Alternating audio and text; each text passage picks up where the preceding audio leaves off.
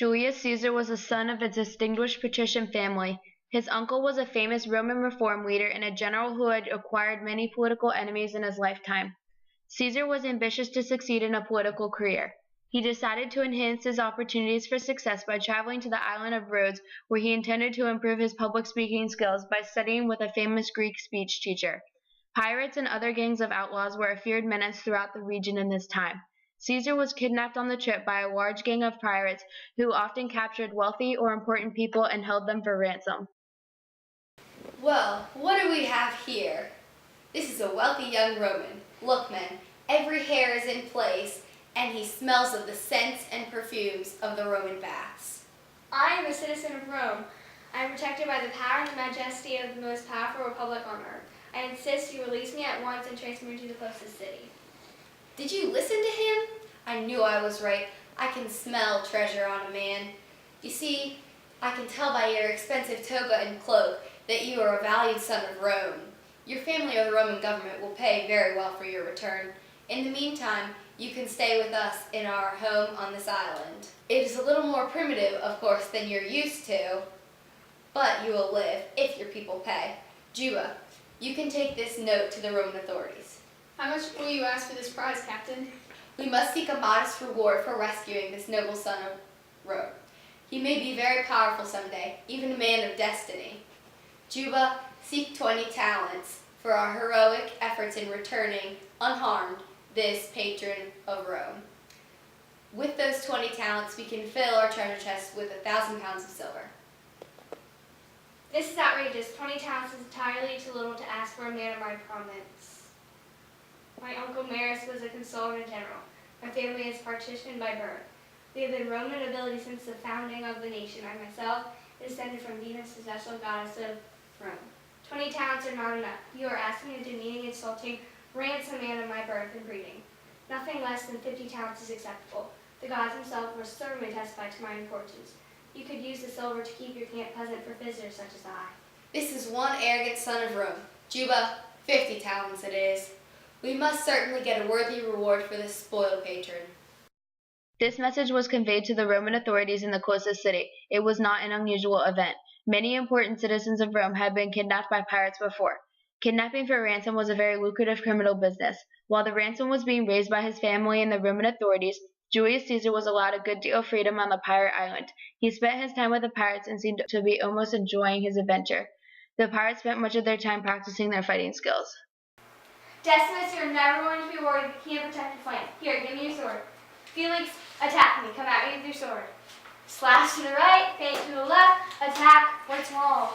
The captain will cut off my head if I kill you, or wound you badly enough for you to die. You have nothing to worry about. You're not any better than Decimus. Now just watch as I go through the Roman sword drill. Slash, feint, attack, whirl to the left, protect your flank, look for an opening, strike the legs, thrust the sword upward, move, and parry the enemy's sword. Now let's practice. What's the matter, Felix? Can't you attack this young noble? He's good, but he hasn't been cut often enough. Maybe you should give it a try, Milo. You both need the practice. Unsheath your swords. Come at me 2 at a time. It's good practice for you. A noble Roman is no match for any 2 outlaws. You too, Decimus. A Roman expects to be outnumbered and victorious. We should capture more prisoners like young Caesar. Most of our captives cry and rant or become sullen and depressed. They're so boring, I'm glad to be rid of them. Rome can have them back and good riddance. It's a relief to slice off the heads of those who have nobody wanting them back. Milo says you have races. Who's the best runner? I intend to beat him unless you're too scared to go against a Roman citizen. No one has ever beaten me. We go to the tree at the edge of the beach. The loser sharpens my weapons and cooks dinner tonight. I hope that you're a good cook. The food around here the last few days has been fit for a pig. On your mark, go! Come on, Marcus!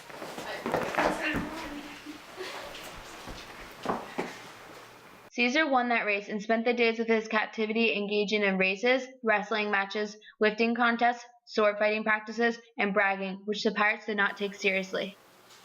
You know, Marcus, you should remain a pirate. You're even worse cook than you are runner. It's pity, of course. I'll miss all of you when I have to leave, but I'll be back. It's terrible pity. What's the pity, young Caesar? I'm going to have to crucify you, of course. Piracy is punishable by death. The correct method of execution is crucifixion. It's a shame, really. I'm going to have to regret crucifying you. You have more nerve than any other captive I've ever had. How do you expect to crucify me and my men? Are you going to do it yourself? He probably intends to talk us into irons. Well, Julius, do you intend to hang each of us by the cross? He probably intends to talk us to death. I, for one, do not expect to be hanging from some Roman cross. It will take more than this young boy to capture me. I will regret that. I admit that you've been good company and certainly are warm, but you don't know how to fight. You're unskilled with swords, even on board a ship where you should have an advantage. You don't run well, you will be easily overwhelmed by Roman warriors. Still, I will regret having to kill you. Nevertheless, justice must be served. I would be lacking in judgment to be merciful. The Roman Navy has never laid a hand on me or my men. No Roman authority has control out here. Do you expect to raise your own army and defeat us? They will probably be all rich, young, spoiled Roman boys. I hope he brings us some more captives to ransom. Just be warned, you can run away now if you please, but I will find you and defeat you. Much as I regret it, it's never proper to be too kind or too merciful. I would not want a reputation for being too soft. We're all quaking with fear, young Julius. He's either soft in the head or the biggest braggart we've ever seen. Now, Dismas, let me show you how to thrust like a Roman. It'll keep us occupied. My ransom should arrive soon. Julius Caesar was held captive by pirates for 42 days until his ransom arrived, and he was freed.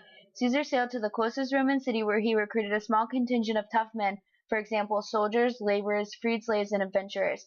He offered them the ransom if they would capture the pirates. They succeeded in capturing most of the pirates, who were then shipped off to prison. Caesar ordered them to be crucified, the usual penalty for their crime.